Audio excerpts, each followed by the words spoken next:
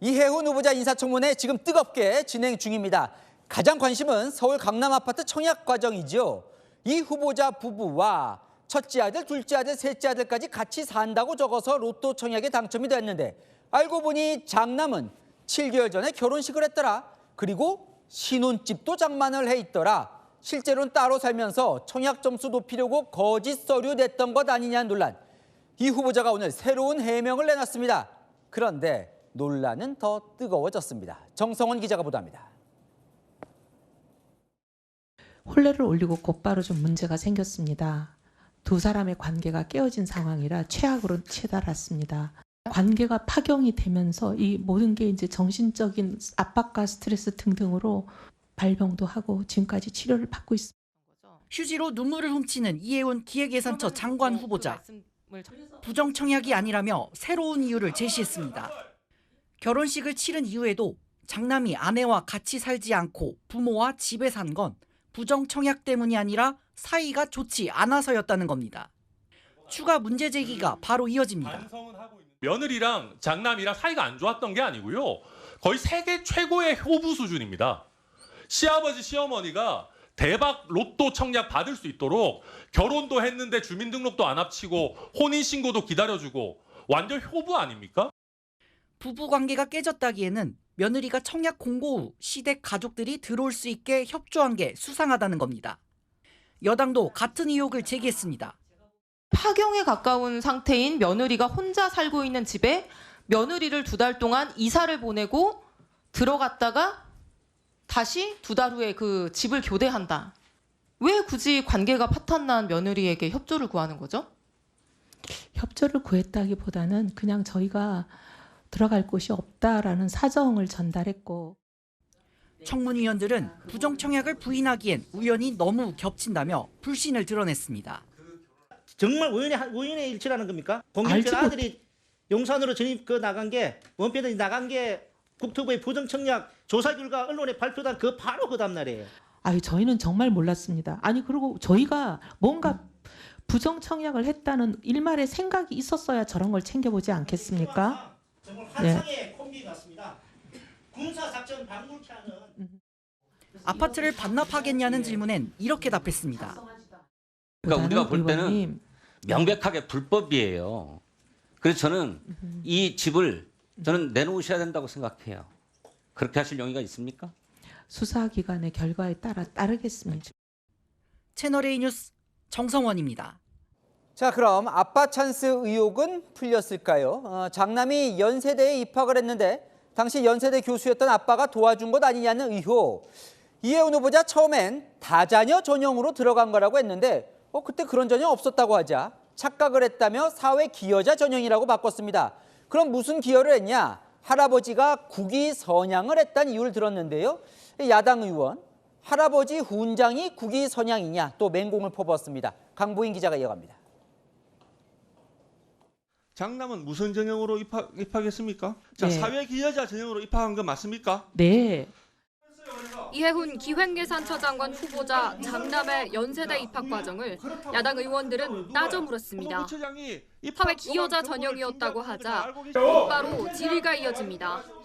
사회 기여자 전형 중에 국위 선양자라고 하는 게 있죠. 집안에 누가 이렇게 국위 선양했습니까? 누구냐고 물어보잖아요.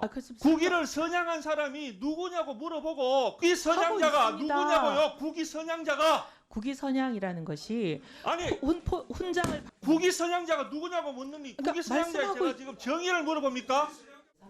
이 후보자가 무궁훈장 수훈자의 자녀나 손자는 지원 가능한 내부 규정이 있었다고 답하면서 공방은 더 커졌습니다. 이 후보자의 시아버지인 김태호 전 내무부 장관은 홍조 근정훈장과 청조 근정훈장을 받았습니다. 할아버지가 우리나라의 내무부 장관을 했다. 우리나라의 훈장을 받았다. 이게 우리나라의 국위를 선양했다고 할 수 있습니까? 이런 걸 통해 가지고 부정 입학을 했다는 거 이게 지금 오늘 후보자가 그대로 자백하고 있는 겁니다.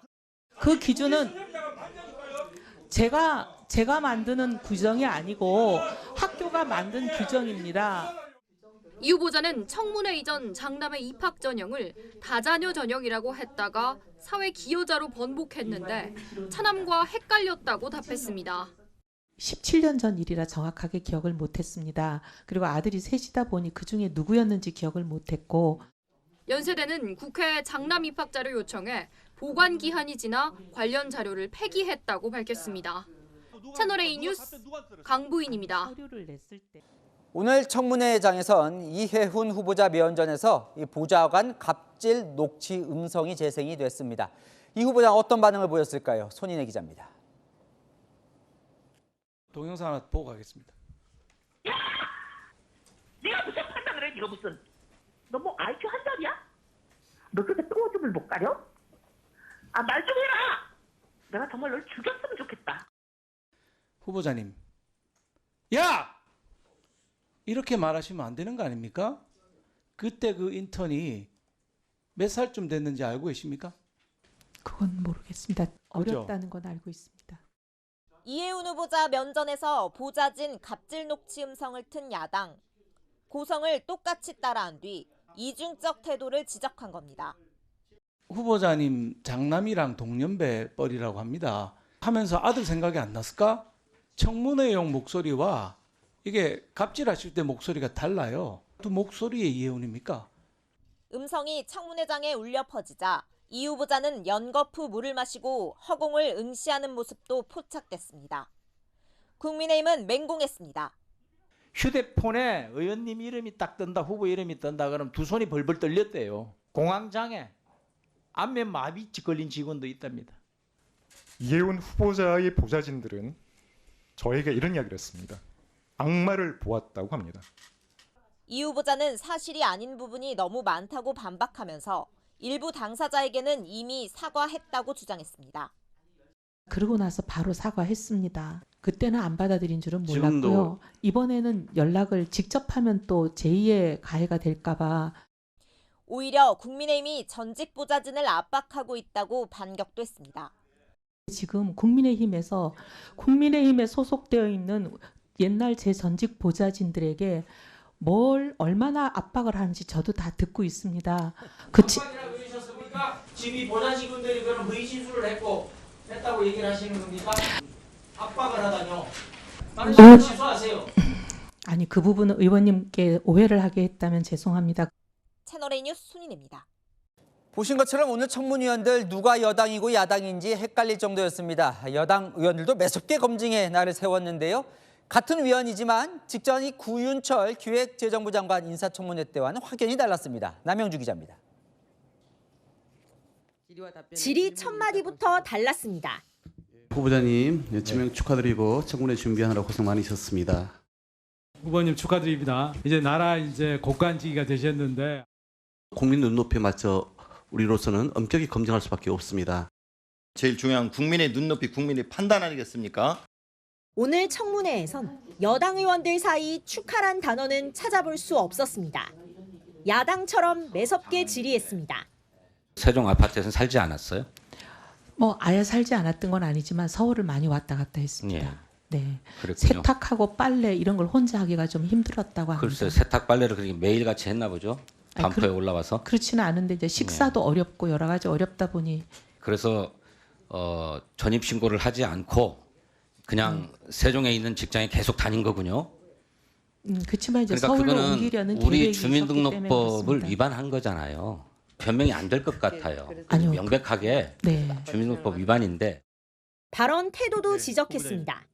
미혼으로 처리했는데 결과적으로 그것 때문에 당첨됐다면 미안하다 이렇게 얘기해도 국민이 납득할까 말까인데 이런 식으로 하시면 저 여당이라도 이걸 어떻게 후보자를 옹호해 줍니까? 계엄 옹호 발언 질타도 이어졌습니다. 내란의 실체를 제대로 파악하지 못했다.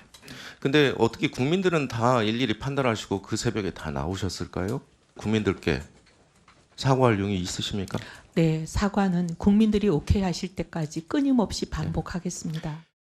이 후보자는 탄핵 판결을 보고 잘못된 생각을 알게 됐다면서 지명받고 입장을 바꾼 건 아니라고 설명했습니다. 채널A 뉴스 남영주입니다.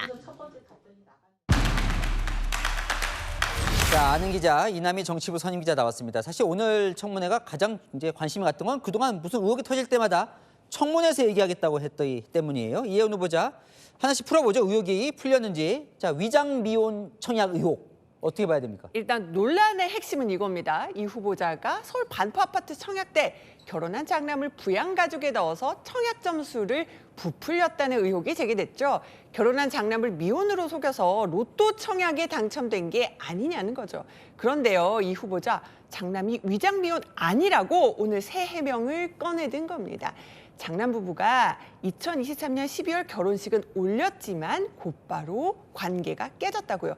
그러니까 청약 과정에서 불법은 없었다고 주장을 한 겁니다. 그러니까 관계가 깨져서 실제로는 따로 산 거다, 부부가. 이 의혹인데 그래서 자기 집에 산 거다. 네. 자, 의혹이 풀린 거예요. 그럼 어떻게 봐야 돼요? 그런데요, 여야 의원들 공히 저는 맥락을 보면 좀 납득이 안 간다, 이런 반응을 보이더라고요.